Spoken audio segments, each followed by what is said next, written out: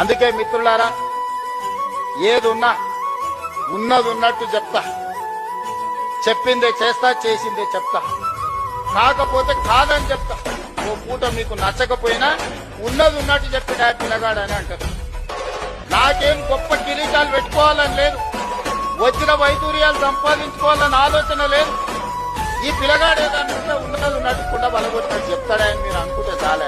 పదవి ఎంతకాలం ఉంటే ఉంటుంది, పోతే పోతుంది. పదవి ఎవరికి శాశ్వతం? ఇందిరమ్మకే శాశ్వతం కాలే, ఇందిరమ్మకే పదవి శాశ్వతం కాలే, ఎన్టీఆర్ కు పదవి శాశ్వతం కాలే, రాజశేఖర రెడ్డికి పదవి శాశ్వతం కాలే. నాకు కూడా పదవి శాశ్వతం కాదు, మాటనే శాశ్వతం.